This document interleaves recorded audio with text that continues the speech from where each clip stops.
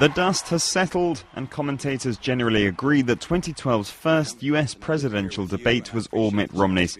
They say the Republican nominee's confident demeanor stood up well to a deflated Barack Obama. The president went into the debate with higher poll numbers in key states.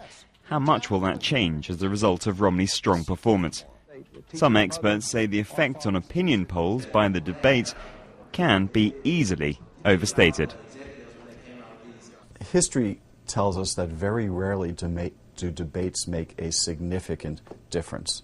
The person who's leading before the debates in the polls generally is the one who comes out on top. 1960's first ever televised debate had a clear winner, John F. Kennedy, who went on to win the election over Richard Nixon.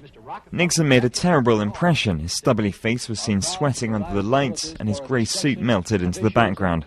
His opponent, on the other hand, looked fresh and confident. I think I better shave.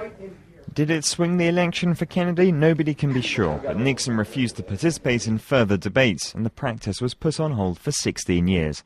Since 1976, however, each election has had its debate, and each has had its blunders, starting with Gerald Ford, who lost to Jimmy Carter, appearing to say the USSR had no sway over Europe at that time.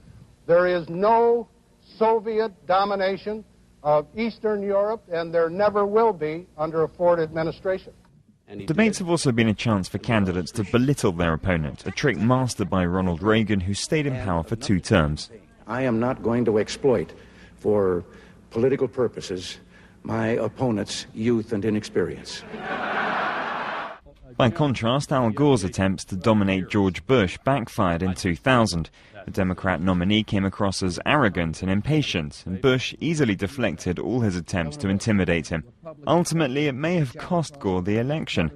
There were no such moments in this first debate.